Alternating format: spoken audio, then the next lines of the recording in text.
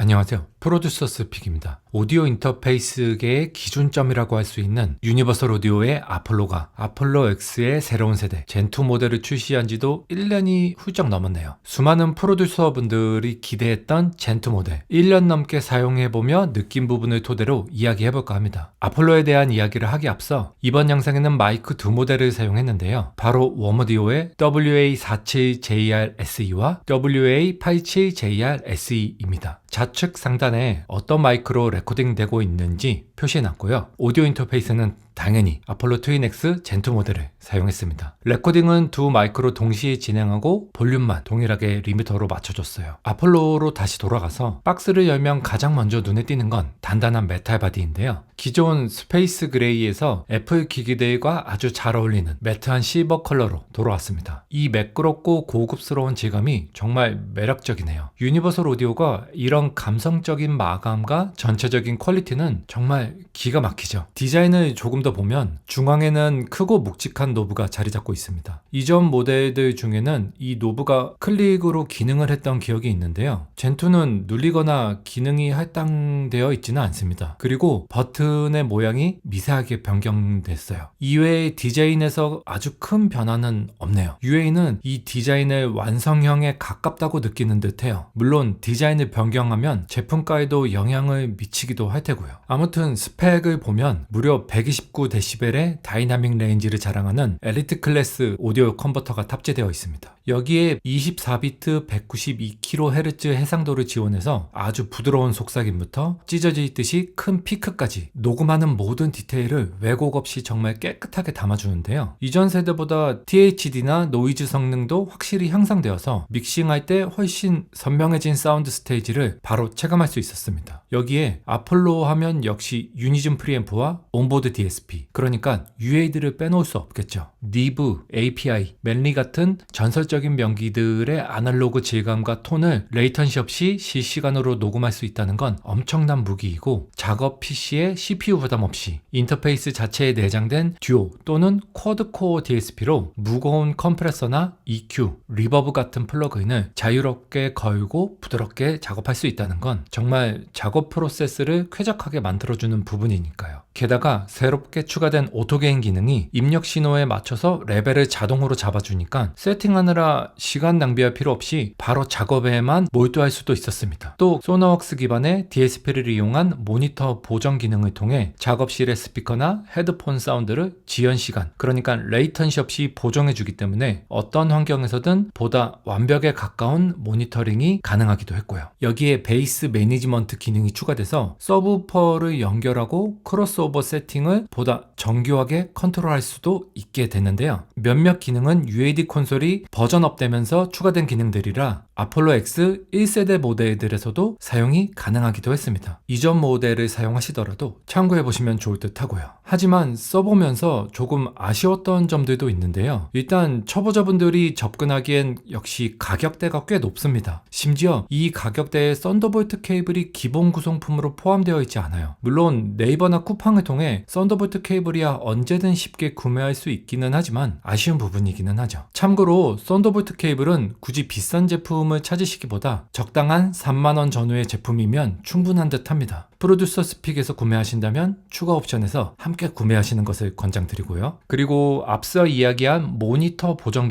기능은 좋지만 결국 소나웍스는 별도로 구매해야 하고, 소나웍스와 아폴로의 UAD 콘솔을 연동해주는 애드온 소프트웨어도 결국 별도 구매해요. 이 좋은 기능을 사용하려면 생각보다 많은 추가 비용을 고려해야 합니다. 여기에 새로운 2세대라고 떡하니 젠2로 출시됐음에도 불구하고 내장 DSP 코어 성능은 이전 모델과 차이가 없고요. 옵티컬 입력 단자만 있고 출력 단자나 워드 클락 출력도 여전히 추가되지 않았습니다. 마지막으로 UAD 플러그인은 개미지옥이라는 농담이 있죠. 아쉽다고 할 부분은 아니지만 한번 빠지면 수백만 원은 금방 사라지니까요. 처음부터 무리해서 스튜디오 플러스 에디션을 구매하기보다는 에센셜 플러스 에디션으로 가볍게 시작하고 나중에 유니버설 오디오의 할인 프로모션 기간을 노려서 딱 필요한 플러그인만 추가 구매하는 걸 개인적으로 추천드립니다. 이제 구매 가이드를 간단히 정리해보자면 이미 아폴로 트윈X 1세대 모델을 쓰고 계신 유저분들이라면 오디오 스펙이 약간 좋아졌다고 해서 굳이 무리하게 넘어오실 필요는 없습니다. 업그레이드 체감이 생각보다 크지 않을 수 있거든요. 또 예산이 좀 빠듯한 입문자분들이나 썬더볼트 3 연결을 지원하지 않는